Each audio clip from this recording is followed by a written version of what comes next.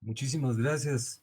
De manera inicial, deseo presentar un cordial y afectuoso saludo a todos mis distinguidos colegas, profesores, que me honran con su atención por esta vía tan peculiar.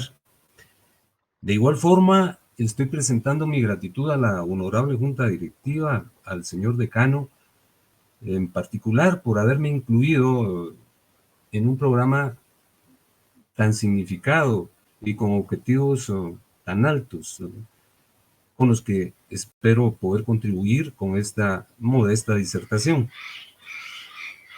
De igual forma y de manera muy puntual, deseo presentar mi gratitud a la doctora Nadetzi y a la comisión de la cual ya hizo alusión el señor decano.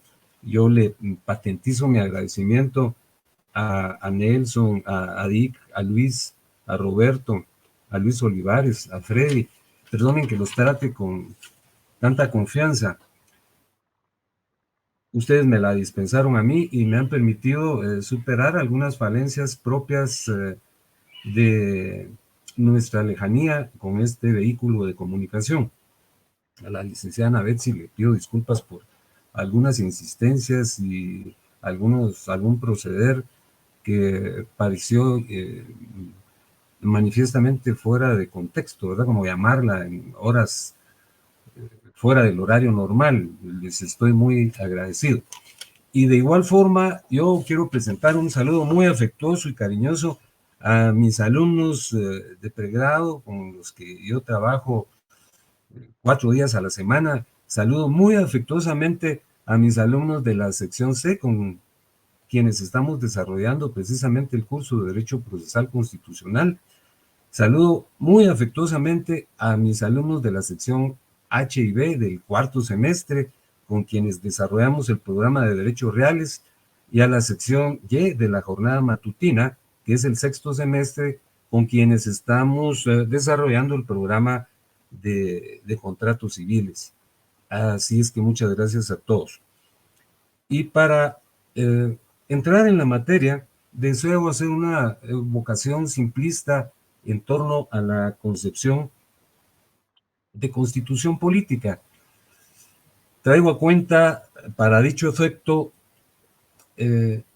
parte de la redacción que se incluye en el texto de los considerandos de nuestra Corte de Constitucionalidad, que generalmente señala que la Constitución es el magno texto, es la norma suprema, que se encuentra ubicada en el pináculo del ordenamiento jurídico y no puede ser contrariada ni opuesta por ninguna ley sucedánea. De ocurrir dicho suceso, esa norma opositora será o expulsada del ordenamiento jurídico o inaplicada en el caso concreto. Todos recordamos también lo atañedero a la división del texto constitucional. Tradicionalmente se habla de dos partes de la Constitución: la parte dogmática, que incluye el catálogo de los derechos fundamentales y que se refiere básicamente a los espacios libertarios de los ciudadanos; la parte orgánica, que determina la estructura del Estado, asignando competencias a las manifestaciones del poder público. Algunos han agregado una tercera parte de la Constitución, situándola en el preámbulo de la misma, pero ya la Corte de Constitucionalidad, en el caso de nuestro país, no la considera como tal porque es un enunciado de principios y valores y no contiene preceptos en rigor. Y finalmente, hay una parte muy importante que se ha adicionado y reconocido como tal, que es la denominada parte material o parte jurisdiccional, en donde se encuentran mecanismos de autodefensa de la Constitución. Relaciono que en torno a los mecanismos de defensa de la Constitución se encuentran situados en una parte de la enciclopedia jurídica que se denomina la teoría de defensa de la Constitución, en donde se incluyen varios de estos instrumentos, varias de estas herramientas, porque pueden serlo de diverso talante. Por un lado, pues están las manifestaciones de defensa política, como el veto, ¿verdad? O bien de defensa social por la intermediación de los partidos políticos, o asimismo una defensa económica que se concreta cuando el presidente se emite al organismo legislativo el proyecto de presupuesto para que lo confirme, lo reforme o lo impruebe. Pero dentro de este contexto, de seguro que los más trascendentes e importantes son los mecanismos de defensa de la Constitución jurisdiccionales, en donde hay un órgano que posibilita el enjuiciamiento de ciertas conductas o de ciertas normas beligerantes que propician una colisión con el texto constitucional. De estas últimas es que se trata la disquisición de esta tarde, cuyo temario presento a continuación y lo someto a la consideración de ustedes.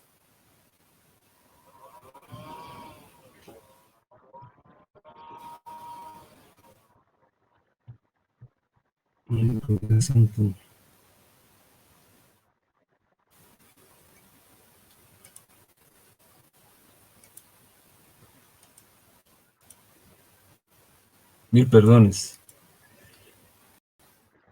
Fíjense que tal y como señalaba el señor decano y como lo comentaban a Betsy, este es que es un análisis muy general y elemental de una garantía constitucional tan significada, está dispuesto para su examen muy sintético y, como les repito, general, en dos sesiones de trabajo, la de esta tarde y la del próximo sábado. En esta tarde discurriremos sobre la evolución histórica del amparo y sobre su advenimiento a nuestro país. Algunas personas consideran que las incursiones en la historia son poco propicias porque lo trascendente y significado es el análisis del presente, pero realmente hay un paradigma que refleja la trascendencia, la significación, la importancia del conocimiento de los hechos del pasado. Es aquel que señala que tanto las personas como las naciones que olvidan su pasado están llamados a incurrir en las mismas falencias pretéritas recurrentemente. Yo, en lo personal, considero que conocer el origen de una institución es muy trascendente e importante, y en este caso coincide precisamente con uno de los objetivos del curso de Derecho Procesal Constitucional de pregrado. Es sumamente importante que los compañeros de la sección que corresponde a la que ya hice alusión conozcan esta situación. De seguro que muchos de los distinguísimos profesores que me escuchan conocen al dedillo estos aspectos, pero seré muy sintético con el propósito de no generar tedio y aburrimiento. Aludo inicialmente a la Edad Antigua y traigo a cuenta que es muy difícil situar antecedentes precisos del amparo en cualquiera de las culturas que vislumbraron en aquella lejana época. Quizá debemos hablar en términos de generalidad de mecanismos de limitación del poder y resaltar que en ninguna de esas culturas se generó un mecanismo consistente y fortalecido para posibilitar una limitación del poder, por varias razones. Por ejemplo, todas las culturas mesopotámicas, las que descollaron en la media luna del Tigris y del Éufrates, eran culturas sustentadas en voluntades omnímodas de monarcas férreos que, por supuesto, no podían admitir bajo ningún punto de vista la generación de diques, de valladares, de obstáculos a su voluntad, lo cual en un momento dado posiblemente resulte contradictorio porque los aportes de todas esas culturas, Babilonia, Caldea, Asiria, los propios persas, fue muy significado. Incluso en Babilonia, recordemos que nos remarcan la existencia de uno de los primeros dispositivos legislativos que fue el Código de Hammurabi, pero era una manifestación entre teológica y jurídica, teocrática y jurídica, que bajo ningún punto de vista admitía la existencia de valladares como los que yo les estoy señalando. La voluntad de los monarcas, de los gobernantes, era omnímoda y no admitía restricción ni atenuación desde ningún punto de vista. Los señores que gobernaban eran señores de vida y de muerte. Ese era el signo de la época. Sin embargo, hay algunas culturas muy peculiares, como la cultura hebrea, que ha trascendido por aportes muy significados, sobre todo por la tradición judeo-cristiana, dentro de la cual se ubican muchas naciones de la actualidad.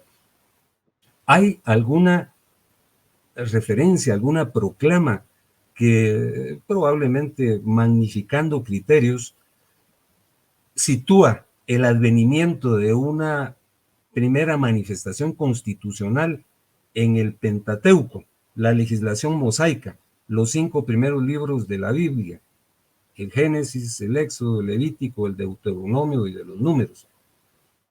Pues resalto también que esa es una posición extrema, pero lo que sí podemos concretar dentro de esa cultura tan significada y trascendente es que, en efecto, aunque fuese de manera tibia, aunque fuese de manera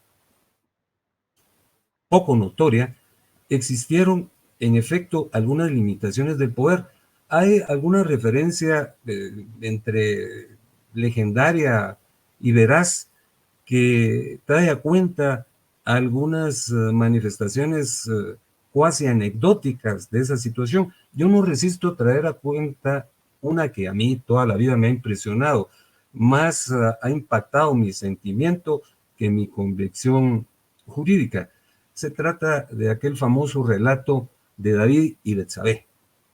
Todos recordamos a David, uno de los reyes hebreos, ¿verdad? El que sucedió a Saúl, aquel que de un pedrusco derribó a Goliat, y precisamente a ese suceso se debe su ascensión a la monarquía.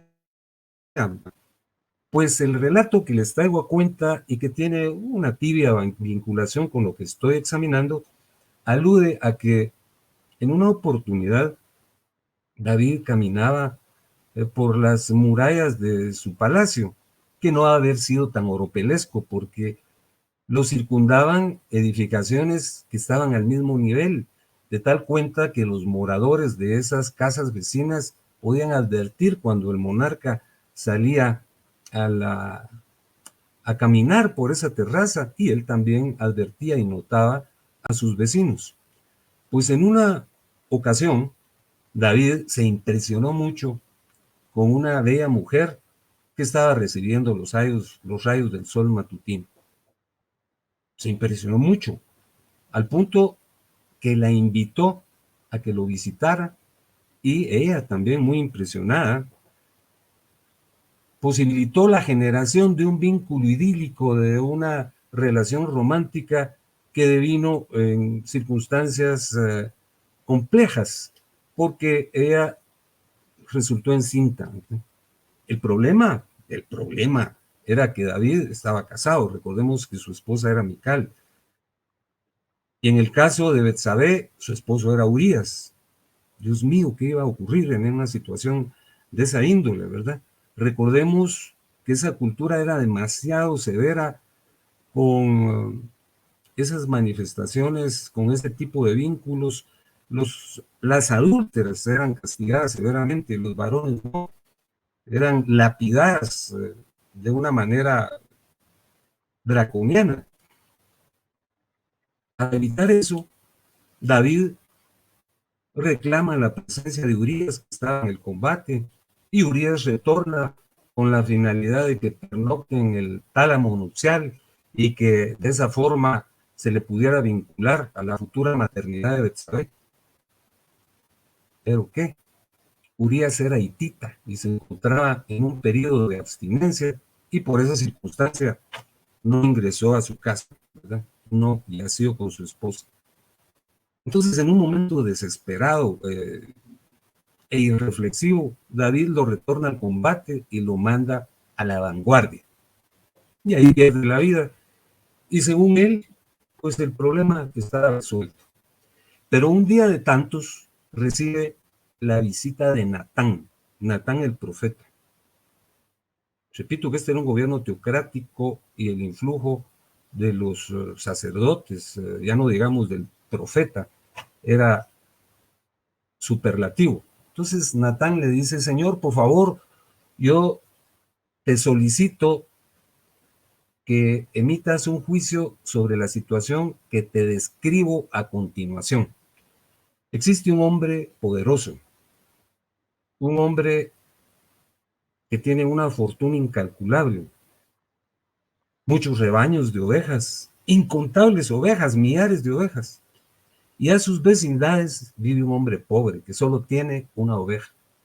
Y ese hombre poderoso despoja al hombre pobre de su oveja. Dime tu juicio, Señor. Y David, enardecido, le dice, no, ese hombre es reo de muerte. Entonces Natán lo increpa y le dice, ese hombre eres tú, ese hombre eres tú.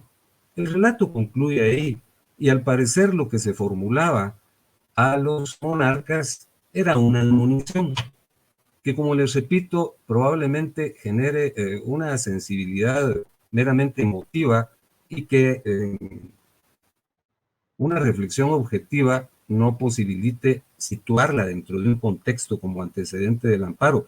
Pero si parificamos esta situación con las de los monarcas mesopotámicos, creo que esto es un avance. Se podían formular admoniciones e incluso recomendaciones al monarca, pero como ellos eran nimbados por Dios, elegidos por Dios, ungidos por Dios, era él el que tenía que deducir esas responsabilidades. E increíblemente una cosa parecida ocurría en la cultura helénica. Los griegos, esa cultura majestuosa e impresionante, generadora de ciencias y artes en el mundo occidental, se debatía dentro de una estructura social sumamente estratificada, en donde aparecía la esclavitud en muchas de las ciudades-estado, y por tal circunstancia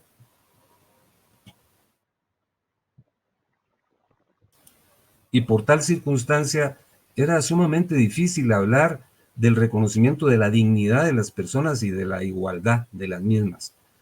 Por ejemplo, en Esparta, recordamos que había una estratificación muy evidente, era una cultura militarista en donde existía la esclavitud, estaban presentes los ilotas, se nos traslada que había una clase media que eran los periecos y lógicamente una clase noble, los espartanos propiamente dichos. Entonces, obviamente, concebir o deducir que dentro de ese contexto hubiese existido un antecedente de limitación del poder, devenía imposible.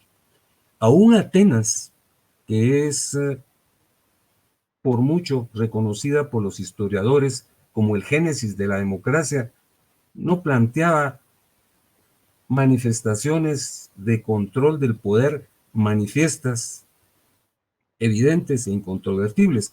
Ciertamente existieron algunas instituciones, yo las traigo a cuenta de manera breve, que evidencian que de alguna forma existía una pálida actitud tendiente al objetivo que yo estoy señalando. Por una parte estaban los nomotetes o guardianes de la ley, cuyo objetivo era establecer la congruencia entre lo legislado y la aplicación de la ley.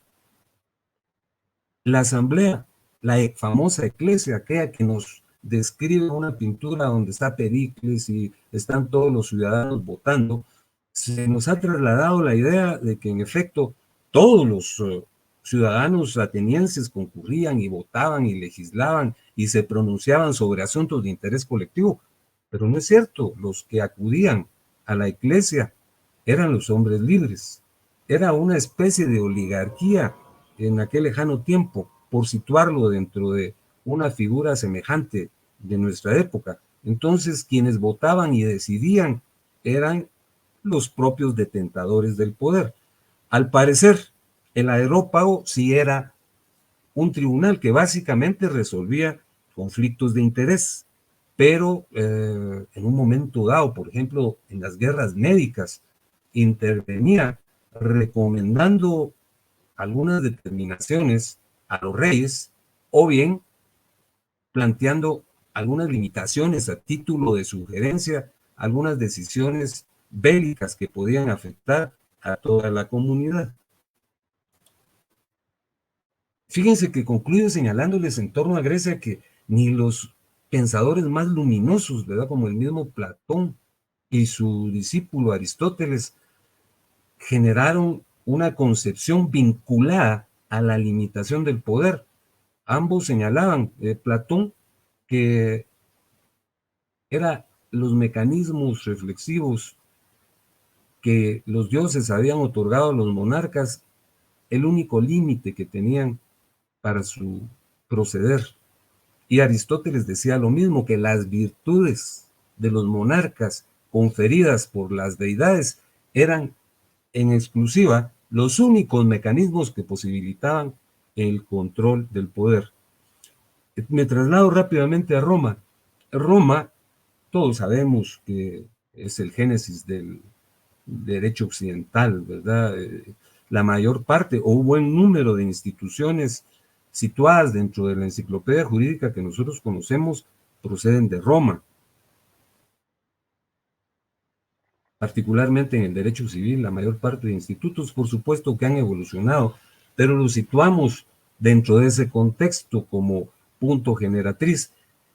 Hubo muchas instituciones que evidenciaban ya alguna manifiesta limitación al poder público. La intercesio tribunicia era una de ellas. Los tribunos de la plebe eran funcionarios que participaban en las deliberaciones del Senado y eran defensores de la plebe. Recordamos nosotros que Roma también era un imperio, ¿verdad? Y de consiguiente eran excluyentes, limitadores, expoliadores de la plebe, de los plebeyos. Y precisamente en defensa de ese enorme y populoso sector se emitieron las 12 tablas, que son muy ponderadas y que todos recordamos que algunos autores afirman que las 12 tablas equivalen a una carta magna, solo que de la edad antigua.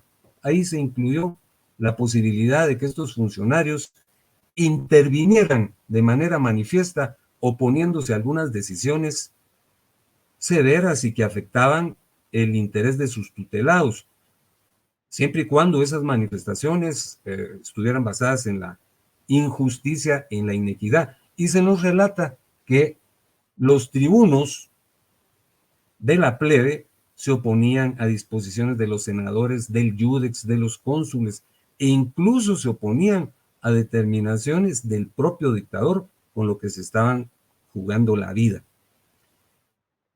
Otra manifestación, aunque algunos creen que es más que todo un antecedente de la exhibición personal y otras la sitúan dentro del contexto del derecho civil, era el interdicto del homine libero exhibendo. Recordamos todos que las relaciones contractuales surgidas en Roma de manera inicial en la época de la monarquía sobre todo, estaban caracterizadas por dos circunstancias: eran litúrgicas, ritualistas y personalistas. La celebración de un contrato conllevaba detalles muy peculiares, como que los contratistas se ataviaran de cierta forma con su toga viril, se peinaran de cierta manera, ambientaran con un aroma específico el habitáculo donde se iba a celebrar la consensuación, y que si se trataba de una compraventa de inmueble, pues era menester que acudieran con una rama de un árbol que era un sauco o un olivo para evidenciar la traslación dominical o una bolsa de tierra. Pero lo más severo era lo relativo al personalismo. El impago, el incumplimiento del deudor generaba unas consecuencias terribles, terribles. El deudor que incurría en impago era castigado de manera muy severa, era flagelado, era torturado, en una época fue mutilado, y la menos severa de las sanciones era la condición servil. Se le condenaba a servir al acreedor durante cierto tiempo. Verbigracia, el Judex lo sancionaba con un servicio de 5 años, pero generalmente el acreedor abusaba de esa circunstancia y prolongaba, a veces durante muchos años, ese servicio. Entonces ocurría que quien estaba afectado, el deudor que había propiciado esa sanción incurriendo en impago, proponía, interponía, instaba el famoso interdicto del homine libero exhibendo para que el Judex acudiera y evidenciara que se estaba violando la ley. En la Edad Media, los antecedentes de este tipo de manifestaciones de limitación del poder, pues no fueron numerosos, pero sí fueron más contundentes, en razón de que hubieron formulaciones como la de los escolásticos, particularmente Santo Tomás de Aquino, que emitió su famoso pronunciamiento de la ley natural, ¿verdad? Que decía que los gobernantes no debían abusar de los gobernados porque todos estábamos dentro de un contexto de igualdad, porque habíamos sido que somos criaturas de Dios.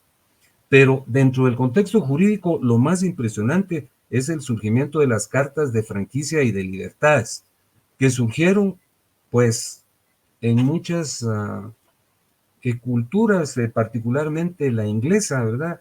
Todos recordamos el surgimiento de la Carta Magna en 1215, que incluyó una serie de aspectos y reconocimiento de principios que todavía tienen plenitud y vigencia en nuestros días, como el principio del debido proceso, ¿verdad?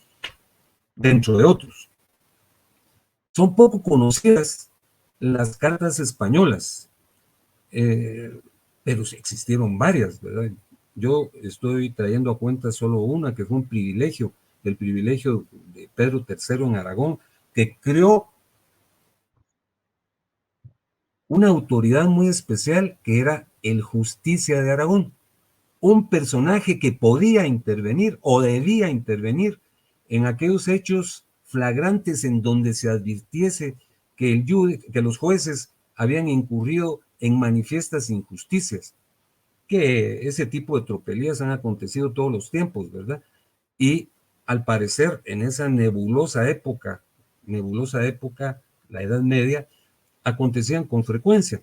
Entonces el Justicia de Aragón instaba los famosos procesos forales, dentro de los cuales estaba el de aprehensión, dentro del cual se resolvían extremos relativos a la tenencia, posesión y propiedad de bienes inmuebles, o el proceso foral de inventario relacionado con la tenencia, propiedad y disposición de bienes muebles. Pero los más impresionantes, por lo menos a mí me lo parecen, son el proceso foral de iuris firma y el proceso foral de manifestación.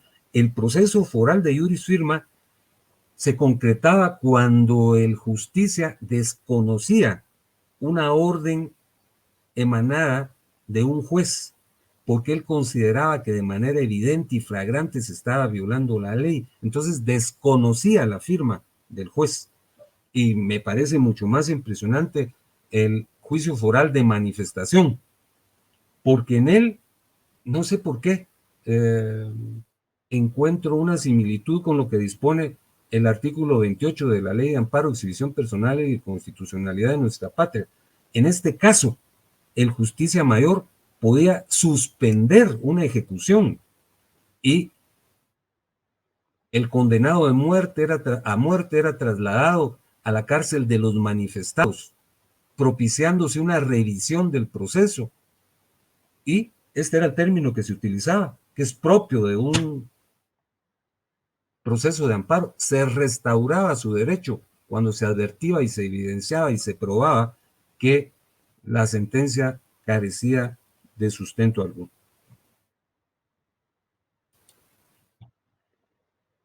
Hay algunos antecedentes que a mí me lucen como inconexos con la realidad. El habeas corpus de 1679, pues obviamente es un antecedente de la exhibición personal y se concretaba cuando habían falencias que posibilitaban la vulneración de derechos ciudadanos, pero vinculados a la aprehensión arbitraria y a la no presentación del sindicado ante las autoridades correspondientes, aunque hay un detalle muy peculiar dentro de ese habeas corpus. Lo podían instar las mujeres cuando existía una manifiesta opresión de los maridos, dice, casi textualmente lo recuerdo. La Declaración de los Derechos del Hombre de 1789 creo que fue una enunciación superlativa, se hacen formulaciones sumamente impresionantes, pero realmente no contenía un dispositivo adjetivo que posibilitara los derechos ahí enunciados. Entonces, incluirla dentro de un antecedente del amparo me parece inconexo, porque incluso los propios revolucionarios franceses que habían creído que con la formulación o proclamación o enunciación de principios y valores, la sociedad imbuida de los mismos, consubstanciada en ellos, iba a variar su proceder, pero no ocurrió así, ¿verdad? Lo que ocurrió en la sociedad francesa antes y después de la formulación de la Declaración de los Derechos del Hombre no varió absolutamente en nada. Hay una posición doctrinaria que, por cierto, goza de numerosas simpatías y adhesión, que sitúa el origen del amparo en el Senado conservador de la Constitución del año octavo. Ese era el Senado conservador napoleónico y todos sabemos que Napoleón instituyó su propia cronología y hacia el año octavo de su gestión creó el Senado conservador, que tenía dos comisiones: la Comisión de la Libertad Personal y la comisión que tutelaba la libre emisión del pensamiento. Entonces, esos son objetivos que eran tutelados con eficiencia cuando se producían vulneraciones en ambos contextos, ¿verdad? Por esa razón es que se afirma buena parte de la doctrina que allí se originó el amparo, pero no había ninguna referencia clara en torno a ni el empleo de ese vocablo, y no era un proceso como tal. Para concluir con esta primera parte de la evocación del origen del amparo, traigo a cuenta que el amparo es hispanoamericano, ¿verdad? Y según una opinión generalizada, con algunas disyunciones, pero en términos de generalidad, convergen en que el amparo se origina en México. Hacia los años 1936 y 1937 se pronuncian algunas reformas constitucionales en donde ya existía un atisbo, una simiente en torno al amparo, pero el mismo surge indudablemente en 1840 con el proyecto de constitución del estado de Yucatán, redactado por don Manuel Crescencio Rejón, a quien se le atribuye la paternidad del proceso de amparo. Pero yo les quería trasladar, creo que no se mira bien, un detalle que a mí me llamó la atención recientemente. Fíjense que hay un texto, un libro que se llama Los Cachiqueles de la época colonial, y en la página 64 hay una referencia en torno, yo creo que ustedes no lo van a poder leer si ni yo mismo puedo leerlo en este momento, a un interdicto de amparo, así se llamaba, interdicto de amparo, que propiciaba la defensa del derecho de propiedad y de posesión. Todos recordamos que dentro del contexto colonial se producían injusticias y abusos, despojando a nuestros antecesores, a nuestros padres, de sus tierras, ¿verdad? Por los criollos. Y me llamó particularmente la atención que este texto nos habla de esta conducta de los cachiqueles comprendida entre 1600 y 1700. Y estamos relacionando que el amparo surgió como tal en 1840, pero cabría realizar un minucioso análisis en torno a esta figura. A mí, en principio, lo que me pareció fue que la misma presta una semejanza extrema con el interdicto de despojo regulado actualmente en el decreto ley 107, pero me llamó particularmente la identificación que se hace, se le llamaba interdicto de amparo y asimismo era un proceso jurisdiccional. Con el permiso de ustedes, voy a abordar a continuación la segunda parte de esta exposición que se refiere al surgimiento del amparo en Guatemala. Les ofrezco ser lo más sintético y general posible. El examen de el surgimiento del amparo en Guatemala conlleva definitivamente alguna referencia, no alguna, sino un señalamiento básico a su ubicación en los textos constitucionales que han regulado la vida cívica y política de nuestro país. En principio, traigo a cuenta un periodo muy particular señalado por el doctor García Laguardia y al que él le llama el periodo del ancestro constitucional, en el cual están situados dos textos constitucionales, la Constitución de Bayona de 1808 y la Constitución de Cádiz de 1812. Esos textos, pues obviamente, no llegaron a regir la vida política de nuestro país, pero los traigo a cuenta porque hubo representación del Reino de Guatemala en ambos. En el caso de la Constitución de Bayona, recordemos que con base en el Tratado de Fontainebleau, Napoleón le pide permiso a Carlos IV y al príncipe de Asturias, que era Fernando, para que permitan que los ejércitos franceses decursen por la península, y de manera ingenua, Carlos IV les da la autorización. El objeto de Napoleón, o lo que él había anunciado, era la invasión de Portugal. Y en efecto se produce una invasión, pero una invasión de la propia España. Y Napoleón designa a su hermano, a José Bonaparte, rey de España y de las Américas. Este convoca en la localidad de Bayona a una Asamblea Nacional Constituyente a la que debe concurrir el clero, los nobles y el Estado llano. Hay una serie de actitudes de los españoles oponiéndose, pero de todas maneras se emite esa constitución, que lo trascendente que tiene para Guatemala es que hubo un representante que, por cierto, anecdóticamente, al inicio de su representación, ni siquiera sabía dónde estaba situado el Reino de Guatemala. Era don José Antonio Sea, que era el director del Jardín Botánico de Madrid. Y la Constitución de Cádiz, pues también recordamos que surgió de la misma actitud de insurrección de los españoles ante esa ofensa napoleónica de invadirlos, ¿verdad?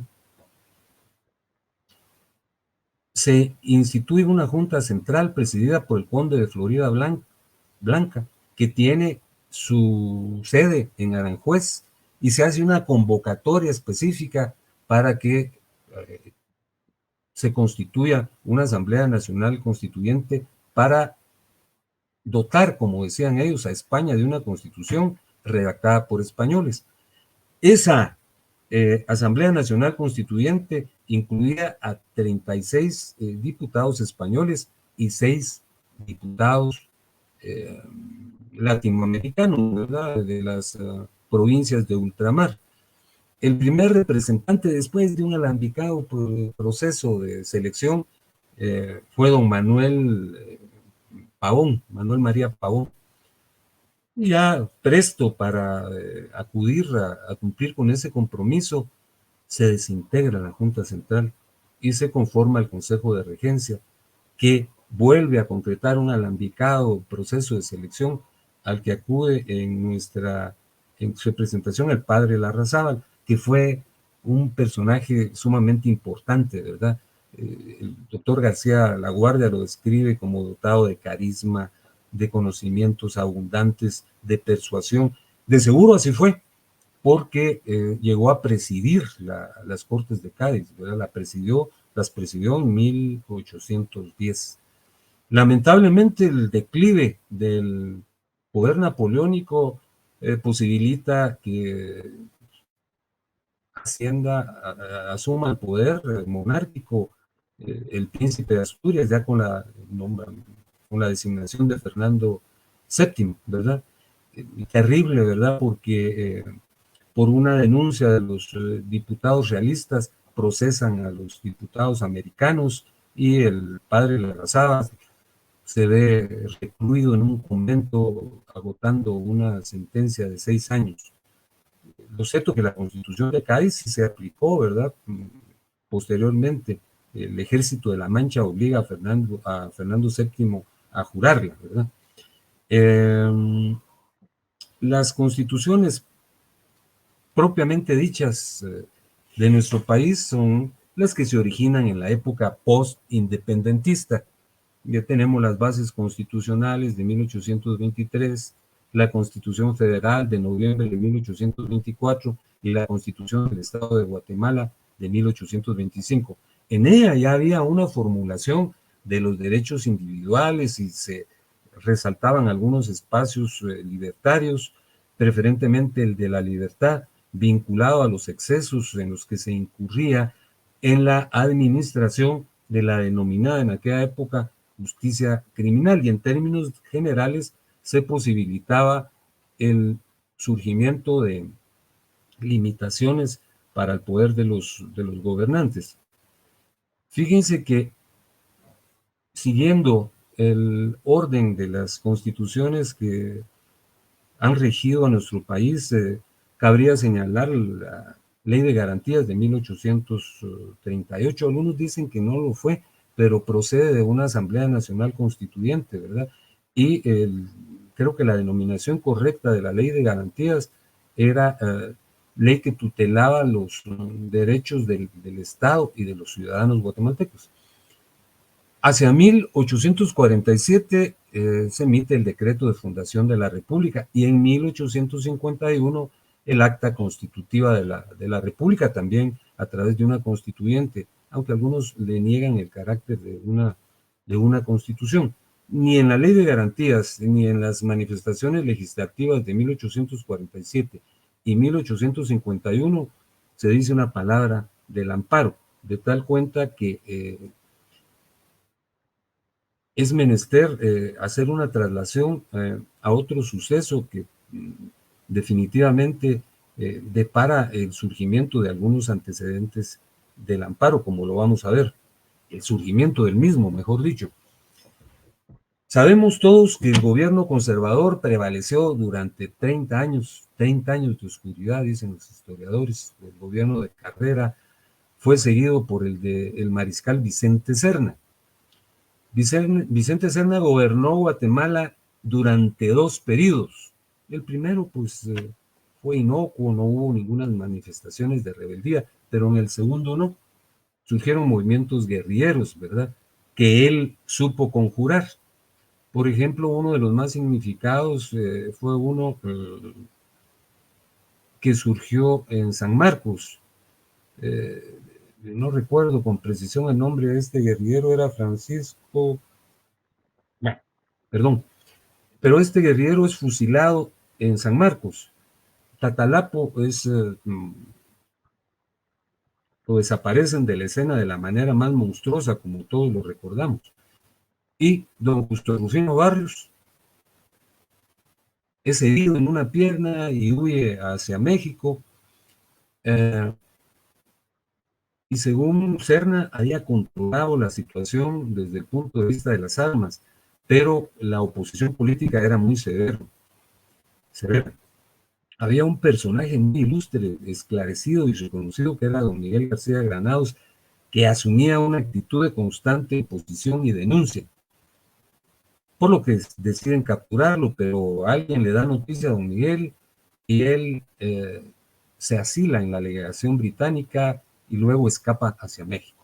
Allá se reúne con Justo Rufino Barrios, compran armas e invaden al país. Todos recordamos el acta de Patsicía, en donde se designa como presidente provisorio a García Granados, y ahí él ofrece que una vez asuma el poder, dotará a Guatemala de un dispositivo constitucional. En efecto, el 30 de junio, que es cuando se conmemora la Revolución Liberal, eh, los alzados vencen a las tropas gubernamentales. Por cierto, que aquí donde vivo yo, que es en San Lucas, tuvo lugar esa batalla, y hay un homenaje a ese suceso a través de un monumento mínimo, pero ahí aparece. García de Granados ejerce la presidencia durante un periodo muy breve, ¿verdad? Por cuestiones de salud, él se retira y Justo Rufino Barrios asume la presidencia, y en efecto convoca a una Asamblea Nacional Constituyente, pero sorprendentemente los propios diputados constituyentes disuelven esa convención porque consideran que el país todavía no se encontraba dispuesto a un gobierno de ese talante. Por lo tanto, Barrios gobierna despóticamente como un dictador, y es hasta 1878 que se convoca de nueva cuenta una asamblea para producir un texto constitucional, el que surge a la vida jurídica en 1879. Esa es la famosa constitución de los 2 siglos, no porque haya tenido vigencia de 200 años, sino porque fue emitida en las postrimerías del siglo XIX y su vigencia se trasladó casi hasta la mitad del siglo XX. Esa Constitución tuvo muchas peculiaridades. Una de las mismas fue las continuas reformas. Se emite en 1878. Hacia 1885 se produce la primera reforma.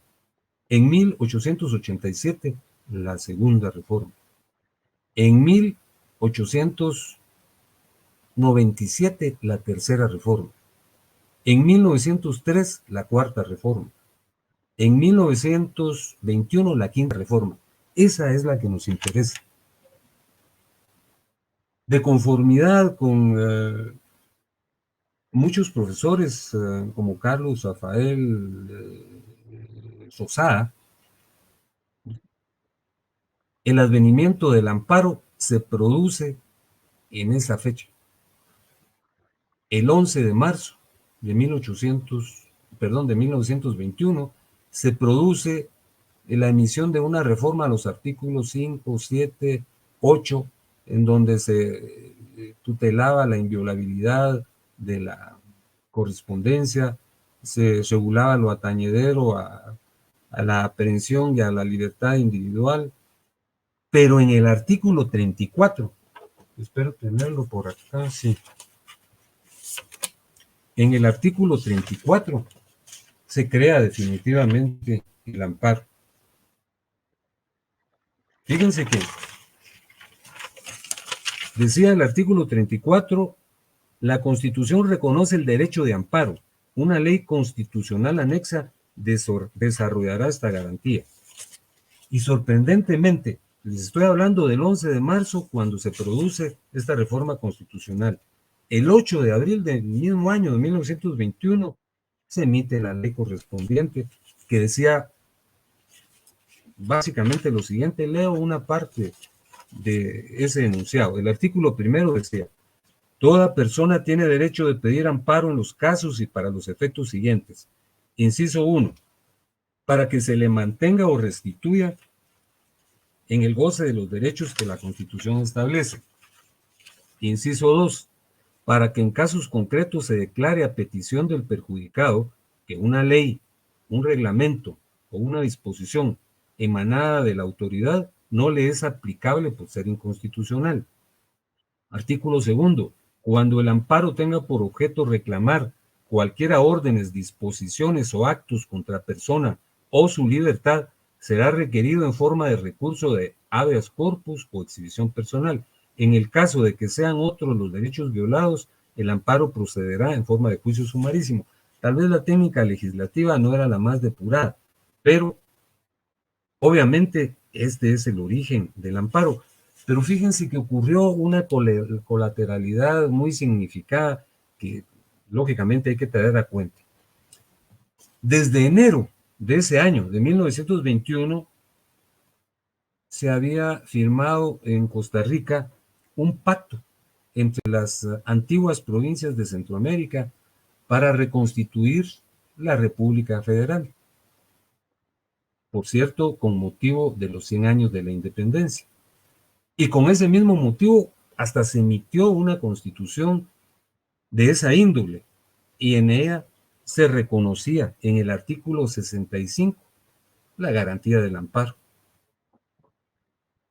Pero como nadie sabe qué va a ocurrir, se produce un golpe de Estado que defenestra a don Carlos Herrera, y esa legislación a la que yo he hecho referencia tuvo una efímera existencia. Pero ocurre algo. Se produce en 1927 una sexta reforma, y en el decreto de reforma el artículo 13 incide nuevamente sobre el artículo 34 y ahí se decreta el amparo, que brevemente lo leo también. Dice artículo 34. Las declaraciones, derechos y garantías que expresa la Constitución no excluyen otros derechos y garantías individuales no consignados, pero que nacen del principio de la soberanía del pueblo y de la forma republicana de gobierno. Toda persona tiene derecho de pedir amparo en los casos y para los efectos siguientes. Primero, para que se le mantenga o restituya en el goce de los derechos y garantías que la Constitución establece. Segundo, para que en casos concretos se declare que una ley, un reglamento o cualquier disposición de la autoridad no le es aplicable.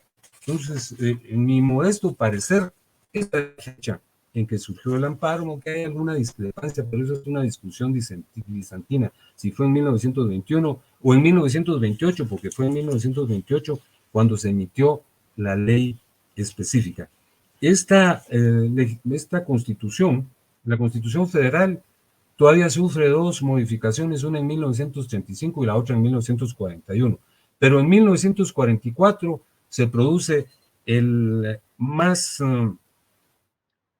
luminoso de los sucesos políticos del siglo pasado, ¿verdad? Que es la Revolución de Octubre, que posibilita el tránsito de un gobierno feudal o semifeudal que se ejercía en el país al advenimiento de una república, ¿verdad? Una república recién surgida, pero los gobiernos, particularmente el de Arévalo, la consolida, y el de Arbenz también, con todas sus particularidades. Fíjense que se emite, a consecuencia de la derogatoria de la Constitución de los dos siglos, una nueva Constitución, que es la de 1945, pero la derogatoria no impide que el amparo continúe teniendo vigencia, porque se mantiene vigente el título segundo de la Constitución de 1879. En 1954, pues ya sabemos que se produce una invasión por parte de los Estados Unidos, específicamente por el agravio, entre comillas, que se le propicia a la United Fruit Company y a dos personajes muy especiales que intervinieron en ese siniestro suceso, que fueron los hermanos Foster Dulles. Entonces, es defenestrado Arbenz Guzmán, y de inmediato se emite un estatuto político, pero de manera precedente, en el decreto 3 de julio de 1954, se reconoce el título tercero de la Constitución de 1945, con lo cual continuaba vigente el amparo. Pero inmediatamente, en agosto de ese mismo año, al mes, se emite el estatuto político, ¿verdad?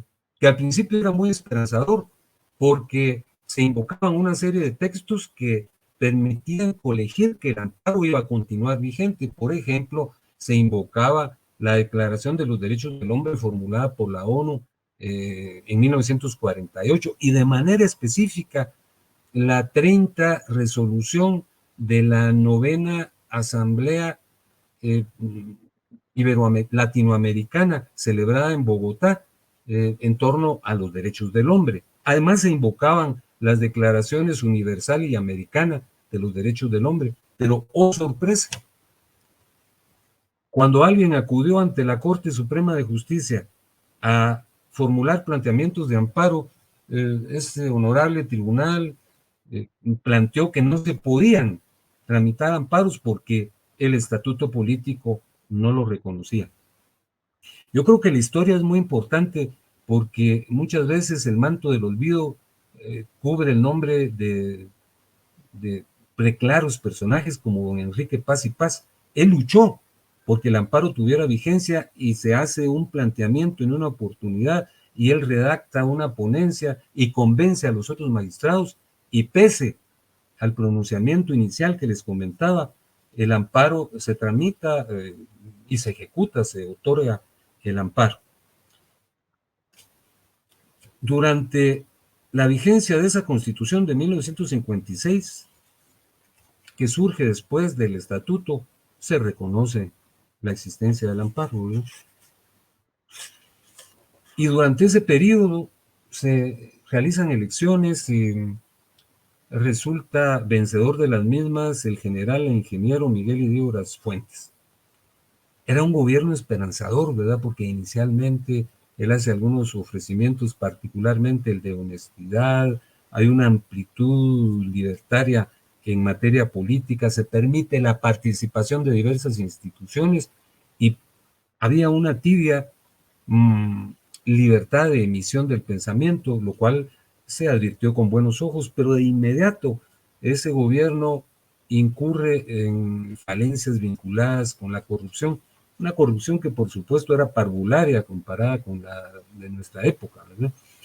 Y en este caso se propicia una serie de movilizaciones, la misma universidad, los estudiantes participan en las movilizaciones de marzo y abril, y incluso se constituye un frente estudiantil, eh, el Fuego, Frente Unido Estudiantil Organizado Guatemalteco. Pero antes de que se propicie otro acontecimiento como el del 20 de octubre de 1944, interviene el sector militar y propicia una defenestración. El coronel Peralta Zurdia, a consecuencia de ese golpe de Estado, se convierte en jefe de Estado, ¿verdad? Y se emite ahí también una carta fundamental de gobierno, otra constitución material, ¿verdad? Y la misma no reconoce al amparo de manera expresa, pero fíjense que sí se podían intervenir amparos con fundamento en el antiguo decreto 1539 que se había emitido en 1928 y que era la ley que específicamente regulaba la promoción del amparo, de la exhibición personal y las inconstitucionalidades. Seguidamente, la Constitución tiene una vigencia. Perdón, se emite una Constitución que es la Constitución de 1965, ¿verdad? Ahí se reconoce el amparo y se emite el decreto 8, que es la ley de amparo, por cierto. Yo recuerdo que con esa ley estudiamos nosotros en aquellos lejanos tiempos lo relativo al amparo. Se produce otro golpe de Estado en 1982, que nosotros ya tenemos más proximidad, algunos lo vivimos con más conocimiento, pero los patojos de pregrado creo que ni siquiera tenían la posibilidad de haber nacido, y de seguro que muchos de los profesores también, ¿verdad? O eran muy niños. Pues en esa época se constituye un triunvirato que estaba integrado por Efraín Ríos Montt, el coronel Gordillo Martínez y Maldonado Chaal, ¿verdad? Y de nueva cuenta se produce un suceso que genera la defenestración de quien se había autoproclamado presidente de la República, que era Ríos Montt, ¿verdad? Esto posibilita que el gobierno sea presidido nuevamente por un jefe de Estado que era el general Mejía Víctores. Mejía Víctores se reconduce hacia la vida institucional y convoca una Asamblea Nacional Constituyente, a la par que se celebran elecciones, ¿verdad?, que fueron ganadas por Marco Vinicio Cerezo Arévalo, pero refiriéndome a esa constituyente, todos la vimos con desconfianza y creíamos que se iban a repetir los sucesos de 1954 y de 1965, en que fueron emitidas constituciones ilegítimas y sin respaldo popular, ¿verdad?, y con una serie de violaciones extremas. Pero fue una sorpresa, ¿verdad? Hubo una participación verdaderamente efusiva y manifiesta, ¿verdad? Se elegían 88 diputados y, si mal no recuerdo, participaron 17 partidos políticos, 3 comités cívicos y creo que 1.180 candidatos. Y se emite una constitución que es la vigente, que por supuesto reconocen el amparo, como todos lo conocemos, ¿verdad? Y esa es la exposición que me correspondió esta tarde, que espero que no haya sido un baño de historia que haya propiciado o haya motivado somnolencia. Espero que no sea así. Con esto concluyo y voy a excluir de la visión el temario. Muchas gracias por su atención.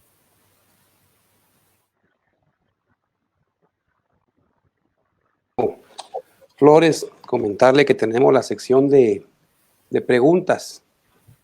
Contarle también que pasamos los mil conectados. Eso es un buen número, Lick, y casi las 3.000 personas de alcance en la transmisión que tuvimos, tanto con los docentes titulares como compartimos también en nuestra página de Facebook.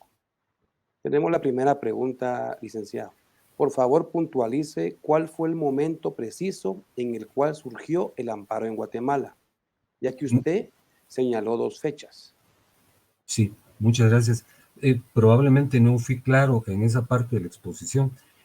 Realmente yo le señalaba que el amparo inicialmente se genera el 11 de marzo de 1921 con la quinta reforma de la Constitución de 1879, pero les traje a cuenta que a partir de enero de 1921 se habían producido cónclaves para generar de nueva cuenta la reunión de las Provincias Unidas de Centroamérica.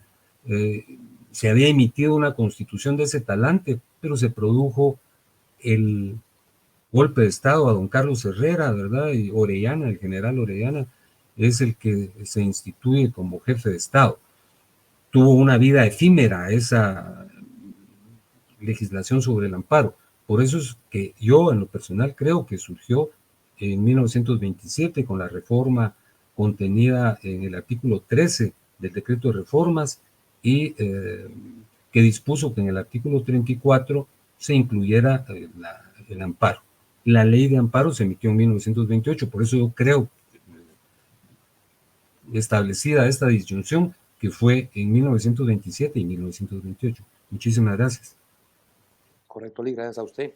Tenemos una segunda pregunta. Bueno, también contarle que nos sintonizan y saludan a nuestros hermanos hondureños, costarricenses y mexicanos que están preguntando y hacerle llegar también el saludo afectuoso de sus estudiantes, Lick. Lo respetan y lo admiran mucho. Muchísimas gracias. Yo también les mando un abrazo, muchachos y muchachas. Sí, ahí están los comentarios en vivo. La segunda pregunta que tenemos, ¿cuál fue la importancia del Senado conservador de Francia y su relación con el amparo? Bueno, yo les manifesté que para alguna corriente de la doctrina, el amparo se originó con el Senado conservador del año octavo, que era una institución napoleónica que incluía dos comisiones, la Comisión de la Libertad Personal y la Comisión de la Libertad de Imprenta o de Emisión del Pensamiento. Ambas comisiones tutelaban derechos fundamentales, pues la libertad y la emisión del pensamiento. Y una vez se planteaban denuncias sobre las vulneraciones de esos derechos, se producían intervenciones administrativas. No había un proceso jurisdiccional. Entonces, de manera muy modesta, yo emito opinión sobre el asunto que no era un proceso jurisdiccional como es el amparo, sino era una manifestación administrativa que realmente tutelaba lo atañedero a la tutela de esos derechos. Gracias, Lick. Usted mencionaba, Lick, las constituciones de Bayona y Cádiz como antecedentes del amparo. En Guatemala, si dichos textos fueron españoles, ¿por qué están relacionados con el país? Sí, también creo que no fui claro sobre ese punto. Hay una etapa que se llama del ancestro constitucional, así se la denomina el doctor García, y en esa época se produjeron esos dos textos constitucionales que no solo no incluían nada del amparo, sino no llegaron a regir en nuestro país y se traen a cuenta porque la vinculación que tienen con la historia patria es que en las mismas existió representatividad del Reino de Guatemala. Don José Antonio Sea, en el caso de la Constitución de Bayona, que les dije anecdóticamente que él ni sabía al principio de las sesiones dónde estaba el Reino de Guatemala, y en la segunda sí participó el doctor Larrazábal, que presidió las Cortes de Cádiz, las más de 1000 sesiones, y que fue presidente de las Cortes durante mucho tiempo. Realmente es una etapa que posibilitó la emisión de ambos textos que no tuvieron aplicación en Guatemala, solo en España. Y solo la segunda, ¿no? Una pregunta que nos envía su colega docente. ¿Qué tuvo que ver el obispo Larrazábal con la Constitución de Cádiz? Si ese fue un texto español y Larrazábal fue guatemalteco. Muchísimas gracias, licenciado. Es lo que decía hace un momento dado. Fíjense que cuando se hizo la convocatoria para la Constitución de Cádiz, se determinó que iban a concurrir 36 diputados peninsulares y 6 de las provincias de ultramar. Inicialmente se designó a don Manuel Pavón y Muñoz, pero al cambiarse la junta correspondiente por el Consejo de Regencia, entonces se hizo otra convocatoria y acudió el doctor Larrazábal, que era el vicario capitular y el gobernador del arzobispado, es decir, él era el arzobispo. Y entonces él acudió en representación del Reino de Guatemala, era guatemalteco, pero como nosotros no nos habíamos, entre comillas, independizado de España, pertenecíamos a su influencia. Contarle que tenemos saturado el chat, de veras, con tantos mensajes y felicitaciones y bendiciones para usted. No cabe duda que un sancarlista 100% y muy representativo de la facultad. De puro corazón, muchísimas gracias. Eso. Tenemos la última, Lick. El acuerdo 1-2013 deroga tácitamente a la ley de amparo, exhibición personal y constitucionalidad. No es así. Fíjense que la ley de amparo, exhibición personal y de constitucionalidad es una ley constitucionalidad, que su génesis es la Asamblea Nacional Constituyente, y la Corte de Constitucionalidad tiene la facultad de regular sus propias conductas y actividades y de emitir acuerdos. Entonces emitió este acuerdo para desarrollar la ley de amparo. Fíjense que hay una discusión por ahí en torno hay incluso varios trabajos de tesis que señalan que el 1/2013 es inconstitucional porque reforma y modifica severamente la ley de amparo y exhibición personal. Ese es un asunto para discutirlo, pero qué bueno que se emitió, porque definitivamente realizó ajustes muy significados, como por ejemplo la posibilidad de adscribir muchas conductas y procederes y diligencias que realiza la Honorable Corte a la vía informática. Por ejemplo, en esta etapa de pandemia, no se podían celebrar in situ y en vivo la evacuación de vistas. Entonces se celebraban por esta vía. La informática, la tecnología se incorporó a la añeja ley de amparo, exhibición personal y de constitucionalidad, gracias al 1/2013. Yo en lo personal, aunque hay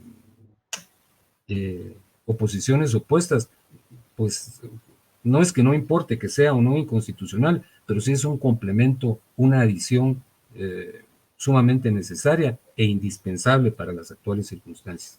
Muchísimas gracias, licenciado. Gracias, Ali. Un gustazo contarle que terminamos ahí con la fase de preguntas, que fueron muchas. Estuvimos interactuando mucho con estudiantes y docentes. Le cedo la palabra a mi compañero, licenciado Nelson Luc, que va a dar una información importante, la despedida e invitarlos para el próximo sábado. Muchísimas gracias a usted hoy, muy fino. Gracias. Licenciado, tengo unas preguntas más que nos están generando en el chat de docentes titulares, interinos y de posgrados. Nos indican acá por qué se afirma que la Constitución de 1965 no reguló el amparo, si en esa época ya existía una Corte de Constitucionalidad. Esa es la duda. Muchísimas gracias. Fíjense que sí lo reguló. La Constitución de 1965 sí lo reguló. Y en efecto existía ya una Corte de Constitucionalidad, la primera que surgió por una propuesta creo que fue el tercer Congreso Jurídico promovido por el Colegio de Abogados, y en base a esa situación se tomó en cuenta por la Asamblea Nacional Constituyente, que estaba reunida en ese momento, la creación de una Corte de Constitucionalidad, pero la formulación del colegio era que se creara esa corte dentro de los parámetros kelsenianos, es decir, que fuera permanente y que fuera autónoma.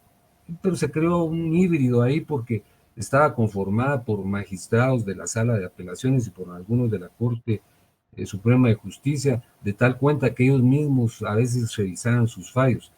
No fue una corte exitosa, por eso no prevaleció. Y traigo a cuenta que conoció escasos expedientes de inconstitucionalidad, creo que conoció solo 5. Muy bien, gracias, licenciado. Como decía mi compañero, pues estamos muy agradecidos con todo su conocimiento. No cabe duda de que haber estado durante dos periodos en la Corte de Constitucionalidad y aparte ser docente de nuestra casa de estudios. Es muy querido dentro de toda la comunidad estudiantil y dentro de toda la comunidad profesional. Le agradecemos nuevamente. Únicamente voy a darle la última pregunta y ya con esto cerramos la ronda de preguntas. Dice, ¿de qué forma contribuyen al origen del amparo las leyes hispanoamericanas, del fuero juzgo y de las 7 partidas? Pues fíjese que esas son manifestaciones que se propiciaron dentro del contexto medieval. Lo cierto del caso es que en la Edad Media, como nosotros lo señalamos, surgieron las famosas cartas medievales que fueron antecedentes de las constituciones modernas. Las 7 partidas realmente no creo yo que hayan propiciado ningún antecedente del amparo. Si mal no recuerdo, el monarca era, no recuerdo quién era, pero todavía era una época de opresión extrema, y el fuero juzgo tampoco constituye, en mi muy modesta opinión y limitado conocimiento en torno a esos dos documentos, la, el génesis o la simiente de derechos de este talante, como el amparo. Muy bien, muchas gracias. Muy bien, Queremos agradecer a toda nuestra audiencia, especialmente a nuestro exponente del día en esta tarde, por tan magistral exposición. Esperamos de que ustedes estén al pendiente, ya que nuestro disertante dividió este tema tan importante de interés general en dos módulos, en dos sesiones. Esta es la primera sesión. Ustedes, para poder obtener su diploma de acreditación, deben de tener registradas sus dos asistencias. También tenemos un sistema que está verificando el nivel de asistencia que ustedes tienen. Agradecemos a toda la comunidad facultativa, agradecemos también a nuestros profesionales, a nuestros queridos docentes y a nuestros estudiantes por enriquecer esta área del derecho constitucional, ya que es de suma importancia para nuestro país. Esperamos de que ustedes estén acá presentes en nuestra siguiente sesión, que será el próximo sábado en el mismo horario. Será la misma modalidad. Estaremos compartiendo el enlace de participación para que ustedes puedan acreditar su participación, y el diploma estará disponible 10 días después de la conferencia en nuestro sitio derecho.clo. Ahí está el apartado de las conferencias de educación continua. Agradecemos su participación, agradecemos de que ustedes estén presentes esta tarde y que sea de mucho conocimiento en la disertación de nuestro conferencista. Pasen feliz tarde y en una próxima estamos acá. Muchas Muchas gracias. gracias, muy finos. Muchas Saludos. gracias.